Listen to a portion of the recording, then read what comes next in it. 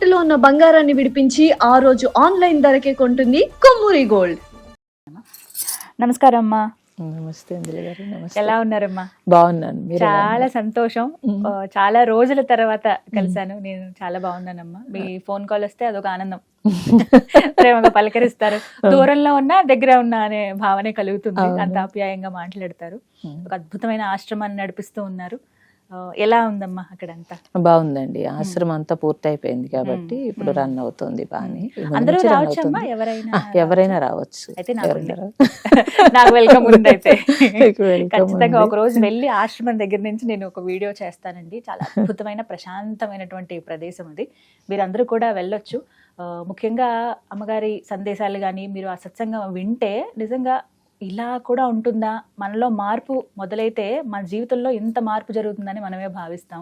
అమ్మ ఎప్పుడు అడిగినా యాక్సెప్ట్ చేస్తూ ఉంటారు ఇంటర్వ్యూ. సంతోషం అమ్మ. అయితే చాలా ప్రశ్నలు కామెంట్స్ లో అడుగుతూ ఉంటారు, ఇలా వస్తూ ఉంటాయి. ఎక్కువగా యూత్ గురించి, ఎందుకంటే మీరు కాలేజీలకు వెళ్ళి కూడా అక్కడ కార్యక్రమాలు చేయటం కావచ్చు, సత్సంగాల అక్కడ జరిగేవి? లేదు, కాలేజీల్లో పిల్లలకి క్లాసెస్ కిందే చెప్తాం. Classes, meditation classes, awareness classes. అద్భుతం. మరి ఇందులో భాగంగా యూత్ గురించేనమ్మా ప్రశ్న. ఇప్పుడున్నటువంటి వర్క్ టెన్షన్స్, చదువుకునే పిల్లలే కావచ్చు, అప్పుడే ఉద్యోగానికి వెళ్తున్నటువంటి పిల్లలే కావచ్చు, ఎక్కడ లేని భారం అంతా వాళ్ళ మీద పడినటువంటి ఆ భావన వచ్చేస్తుంది. వర్క్ లోడ్ అండి, స్ట్రెస్ ఎక్కువైపోయింది, ఆదివారం ఎప్పుడు వస్తుందా అని ఎదురు చూస్తామండి, సోమవారం అంటే భయం వేసేస్తోంది, ఎక్కడ లేని ప్రెజర్. కొంతమందికి ఆదివారాలు కూడా సెలవు ఉండవు. అంటే మేము ఎప్పుడు ఇంతేనా, పక్కన యూత్ వేరే వాళ్ళని చూస్తుంటే బాగా ఎంజాయ్ చేస్తున్నారు, మేమేమో ఈ స్ట్రెస్ఫుల్ అయితే ఉండిపోయామని కొంతమంది ప్రాణాలే కోల్పోతున్నారు, మరి కొంతమంది డిప్రెషన్లోకి వెళ్ళిపోతున్నారు.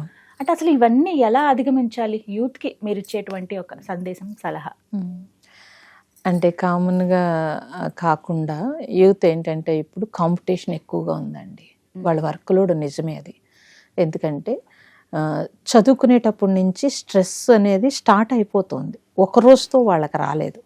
వాళ్ళ చిన్నప్పటి నుంచి చదువుకునేటప్పుడు, మన చిన్నప్పుడైతే, మా చిన్నప్పుడైతే మేము చదువుకునేటప్పుడు మాకు ఒక టైం ఉండేది ఆడుకోవడానికి. తర్వాత వాతావరణం, పల్లెటూరు వాతావరణంలో కొంచెం రిలాక్స్ అవుతుంది మైండ్, ఆక్సిజన్ బాగుంటుంది. ఇప్పుడున్న సిటీస్లో, తర్వాత అపార్ట్మెంట్లో, గదుల్లో వాళ్ళ స్ట్రెస్ ఎలా ఉంటుందంటే చదువు దగ్గర నుంచి స్టార్ట్ అవుతుంది.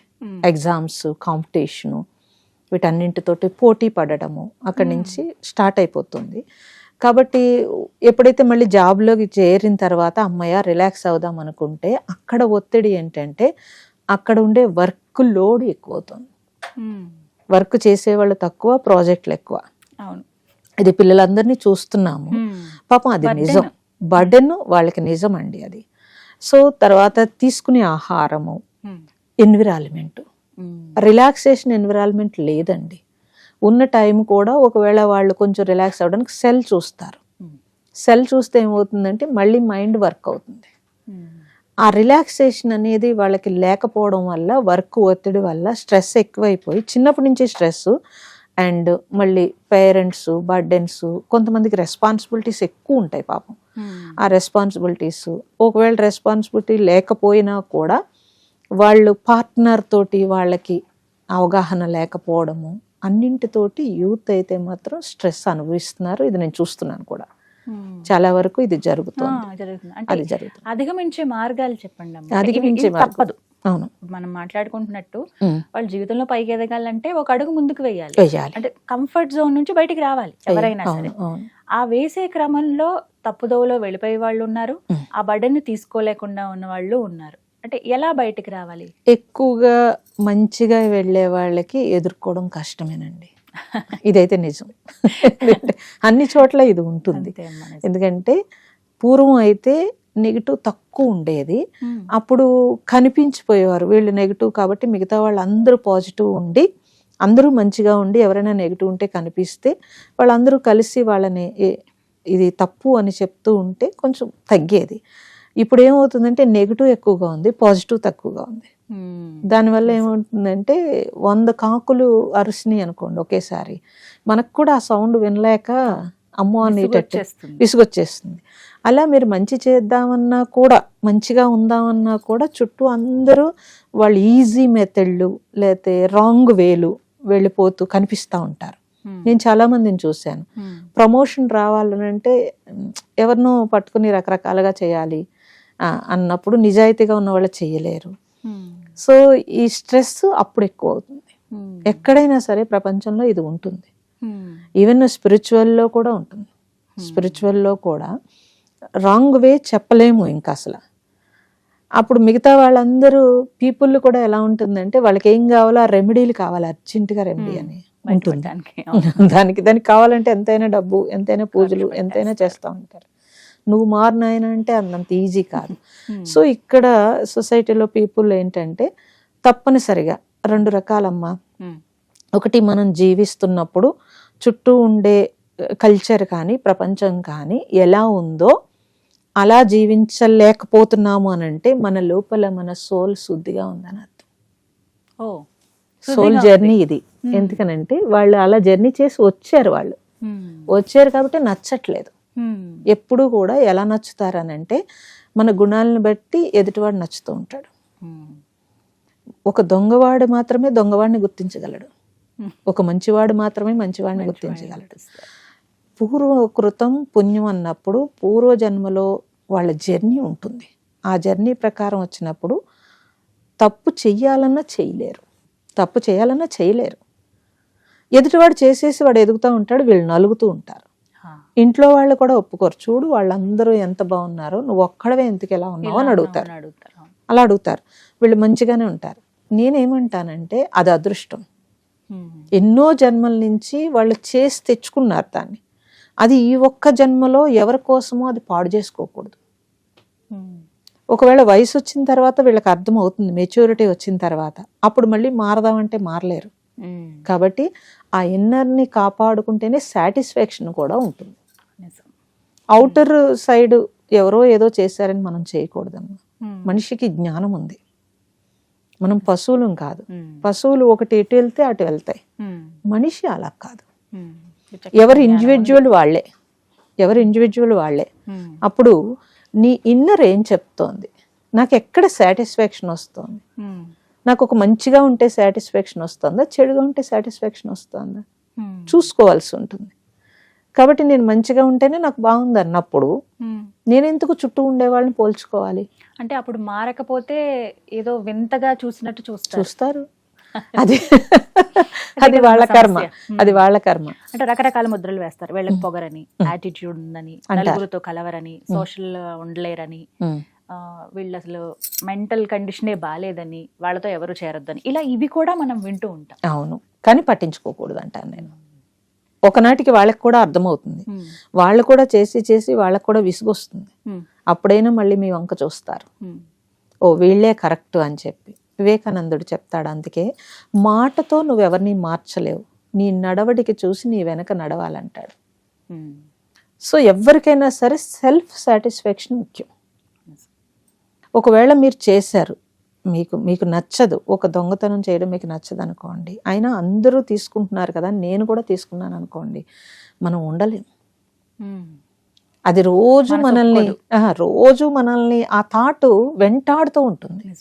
అదెంత నరకం కదా. దానికైనా చేయకుండా ఉండడు. ఎవరో ఆఫీసులో తప్పు చేశారని నేను కూడా తప్పు చేస్తే అది నాకు సాటిస్ఫాక్షన్ ఉండదు, నిద్ర పట్టదు, అనారోగ్యం వస్తుంది, అది ఇంకొంచెం స్ట్రెస్ కింద మారుతుంది. కాబట్టి యూత్ ఎప్పుడూ కూడా వాళ్ళు ఇండివిజువల్, ఇప్పుడు అలాగే తీసుకుంటారు వాళ్ళు, కానీ కొన్ని ఫాలో అవుతూ ఉంటారు. అలా ఫాలో అవ్వకుండా అట్లీస్ట్ మన ఇన్నర్ ఏం చెప్తోందో దాని ప్రకారం వెళ్తేనే వాళ్ళు ప్రశాంతంగా ఉండగలుగుతారు. సమాధానం కూడా వాళ్ళు చెప్పగలుగుతారు. అప్పుడు లేదంటే భయపడతారు, ఓ ఇలా అయితే కరెక్ట్ ఏమో అనుకుని వెంటాడుతుంది. అయితే ఈ స్ట్రెస్ ఇలాంటివి తప్పవు అని అనుకుంటున్నాం కాబట్టి వేరే దారిలో మనం వెళ్ళలేం. కానీ అవి చూస్తూ మనల్ని మనం నిగ్రహించుకుంటూ సాటిస్ఫాక్షన్ పొందాలని అంటే మార్గం ఏంటమ్మా? మెడిటేషన్ ఒక్కటే కాదండి. తప్పనిసరిగా వాళ్ళు ఒక పీస్ఫుల్గా ఉండాలి అని అంటే అసలు శారీరకంగా మనం అలసిపోతే రెస్ట్ తీసుకుంటున్నాం, మానసికంగా రోజు మనం స్ట్రెస్ అనుభవించాల్సి వస్తుంది జీవన విధానంలో. అప్పుడు ఏం చేయాలి? అట్లీస్ట్ మైండ్కి కొద్దిసేపైనా రిలాక్సేషన్ కావాలి.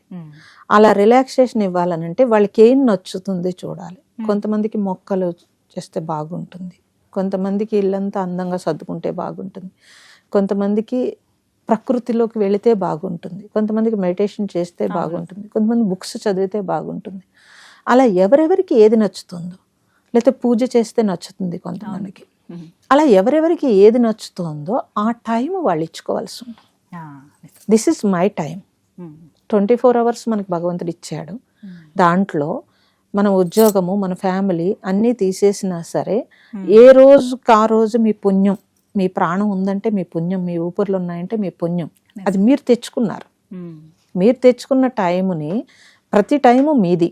ఆ టైంని నేను నాకు ఇచ్చుకోకుండా బయట అంతా ఇవ్వడం వల్ల మనం స్ట్రెస్ ఫీల్ అవుతాం.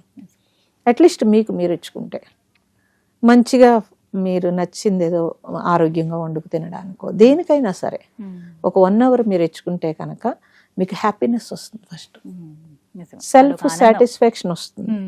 ఓకే, అప్పుడు సెల్ఫ్ మోటివేషన్ కూడా మీకు ఈజీ అవుతుంది. సో ధ్యానం చేస్తే ఏమవుతుందంటే పూర్తిగా రిలాక్స్ అయిపోతారు. మరి అందరికీ ధ్యానం రాదు కాబట్టి ధ్యానం అనగానే మళ్ళీ గూగుల్ కొట్టుకుని ఇది కొట్టుకుని రకరకాల ధ్యానాలు, లేకపోతే ఇక్కడి నుంచి ఇలా లేచిపోవడాలు, లేకపోతే అదేమో అలా ఉండిపోవడము, లేకపోతే ఆలోచనలు రాకుండా ఉండిపోవాలనుకోవడము, మళ్ళీ అదొక స్ట్రెస్ పెట్టుకోకూడదు. అది స్లో ప్రాసెస్. చక్కగా ధ్యానం చేయాలనంటే మీరు కళ్ళు మూసుకుని చక్కగా కొద్దిసేపు ప్రశాంతంగా ఉండొచ్చు. ఇలా మీరు ప్రకృతిలోకి వెళ్ళారు అంటేనే అదే ధ్యానం అయిపోతుంది చక్కగా. అలా చేసుకోవచ్చు. ఒకవేళ లేదు మాకు ప్రకృతి దొరకదండి, మేము అపార్ట్మెంట్లో ఉన్నాము అని మీరు అంటే కనుక కష్టం అంటే చక్కగా దేవుడి దగ్గర ఒక దీపం పెట్టుకుని మీరు ఇష్టమైతే పూజ, లేదంటే కనుక ధ్యానము, ఆ దీపం చూస్తూ కూడా ధ్యానం చేసుకోండి. వన్స్ దీపం మీరు జ్యోతిని చూసేటప్పటికి ఆటోమేటిక్గా మనసు సాగిపోతుంది. అలా చేయొచ్చు. లేదా ఓంకారము ఒక 21 times చేసుకుని ప్రశాంతంగా కూర్చోవచ్చు. అలా ఎలా చేసినా పర్వాలేదు. వీటికి కూడా కొంచెం ఫస్ట్ ఒక 5 నిమిషాలు 10 నిమిషాలు టైం పెంచుకుంటూ వెళ్ళొచ్చు. ఒకేసారి కాకుండా మీరు 1 hour, ఒక 1 hour మీరు టైం పెట్టుకున్నప్పుడు మీకు నచ్చినవన్నీ చేసుకుంటూ దాంట్లో పార్ట్ కింద చేసుకున్నారనుకోండి, మీకు అప్పుడు ఆ హాయి తెలిస్తే అన్నింట్లో దేంట్లో నాకు హాయి వస్తోంది, దేంట్లో నాకు రిలీఫ్ వస్తోంది అని మీకు ఎప్పుడైతే తెలిసిందో అప్పుడు మీరు దాన్నే పెంచుకుంటారు. చాలా ఈజీగా అది బాగుంటుందమ్మా. ఈ టిప్స్ ఖచ్చితంగా చాలా ముఖ్యమైన విషయాలు తెలియజేశారు. ధన్యవాదాలమ్మా.